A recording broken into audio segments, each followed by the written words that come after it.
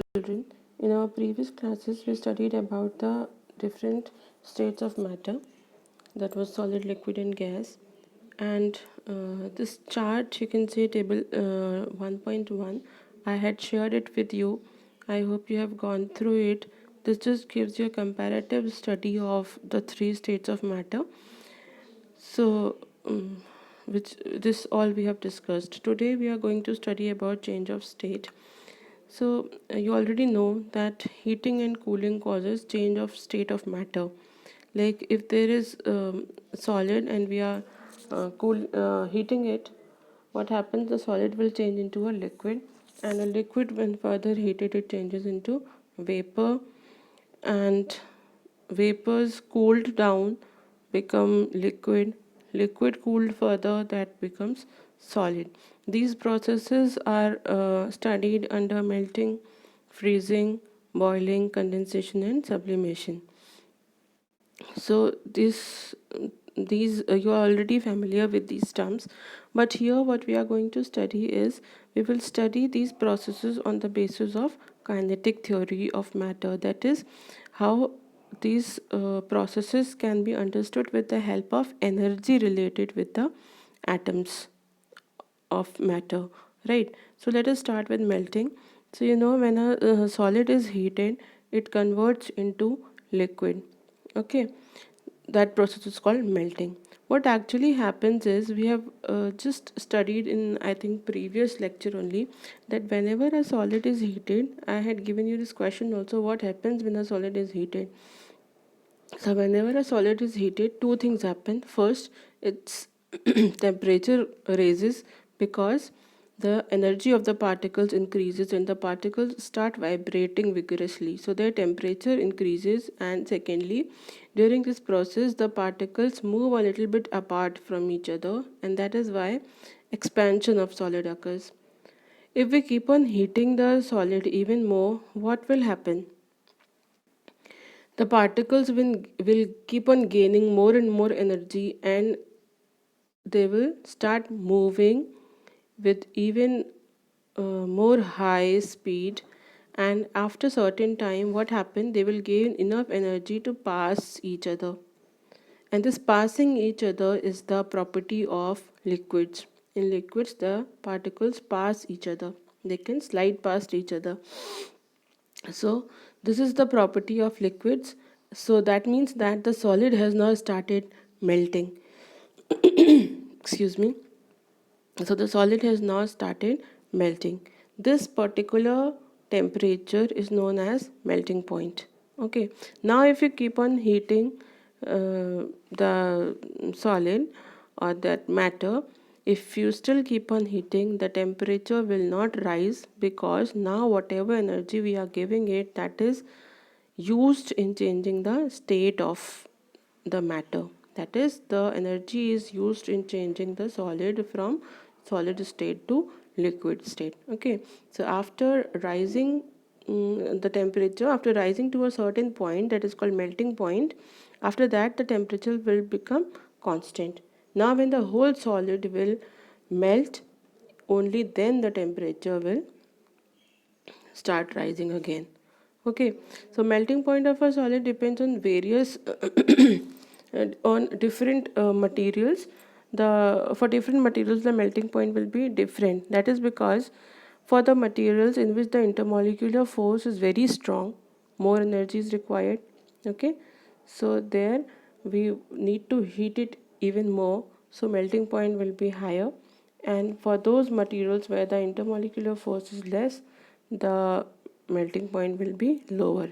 So in case of metals, the melting point is high because the solids are bound very strongly, and in non-metals the melting point is lower.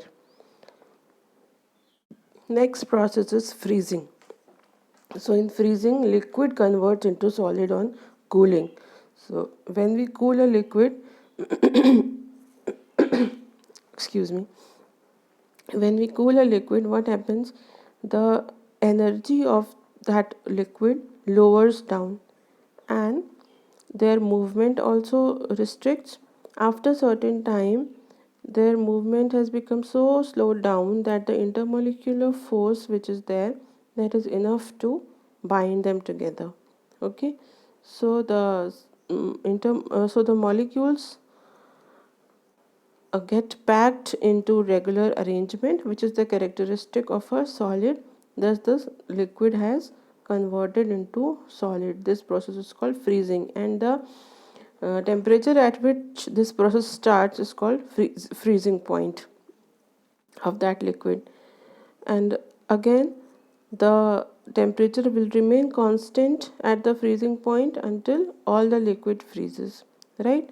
So here they have shown you an activity. They have taken a beaker, a thermometer is attached to it, and it is filled with wax. So they are heating the beaker, and the wax is melting. Okay, so as soon as initially when you heat the beaker, what will happen? The temperature of the beaker will rise, or you can say the temperature shown in the thermometer will rise. You can see this graph over here. Okay, they are showing molten wax. Here we are melting the wax. See, so initially when you are heating, what will happen? The temperature of the thermometer will rise, but then when the wax will start melting, the temperature will become constant at that point. And further, when the whole wax has melt, then again if you keep on heating, the temperature will start rising again. Okay, and if you do the reverse thing, you have got this molten wax and you're cooling it. So initially, now you can see this graph here, they are showing, see the graph figure 1.7. Here they are showing the cooling curve for a molten wax. Okay, so initially when the wax is cooled, what happens? The temperature will lower down, and after a certain time, see the x-axis shows you time and y-axis shows you temperature. So initially the temperature is lowering down, and after a certain time the temperature becomes constant, the horizontal line where it is written solidification. This is the whole time during which the molten wax was solidifying. So during this process the temperature will not change. This temperature will be fixed, and afterwards when the whole thing has solidified, then if you keep on cooling it, the temperature will fall further down. Okay, so okay, now what is happening in freezing? Liquid is changed into solid, and you know that liquids have higher energy, solids have less energy. So where is this differential amount of energy going? This energy is sent into the surroundings. So this thing is utilized by the farmers. What do? In winters, when it is freezing cold, the water in the veins of plants, that also starts freezing, and that destroys all the crop. Okay, so what do the farmers do? They fill the farm with water.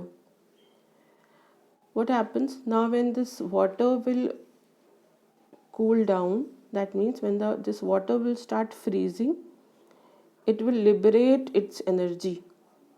Okay, it will convert from liquid to solid state.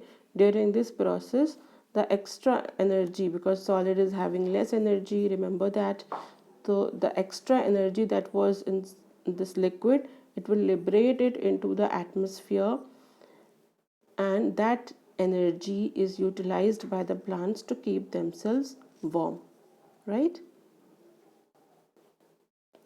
Then next thing is, when you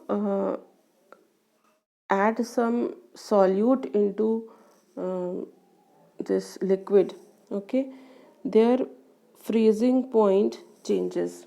Okay, their freezing point lowers down.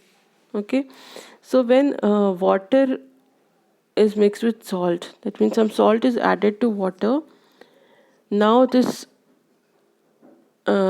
liquid will have much lower freezing point. Okay, so this thing is called freezing mixture. Okay, so do you understand this? Normally water freezes at 0 degrees Celsius.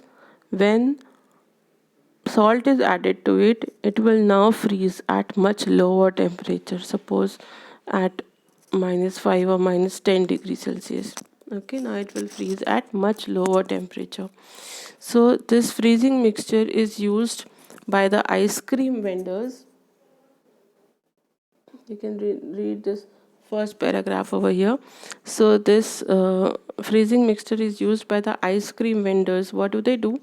They keep the ice cream packets in this freezing mixture. They have already frozen this thing, the mixture of water and salt, and that frozen thing, they keep it in their cart, and in between that freezing mixture they keep the ice cream.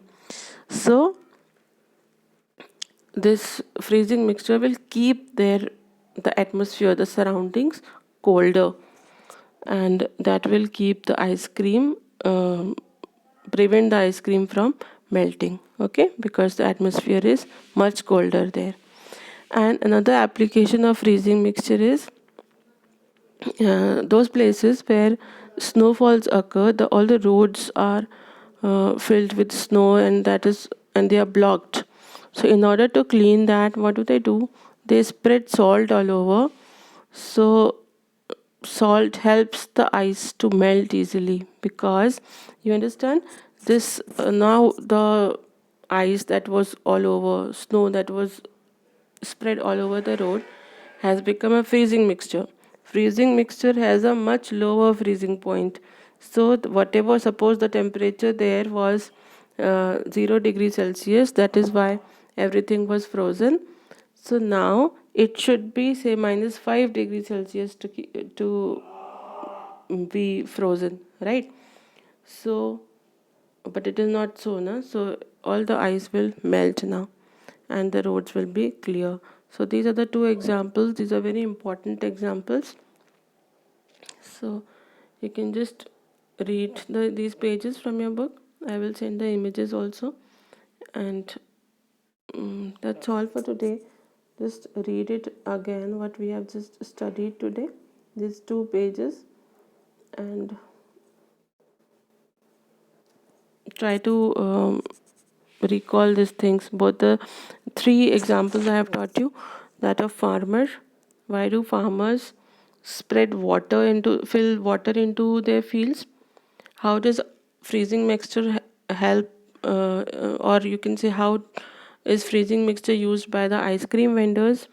And why the roads are sprinkled with salt in the places having snowfall? Okay, try answering these 3 questions. Okay, that's all for today. Bye.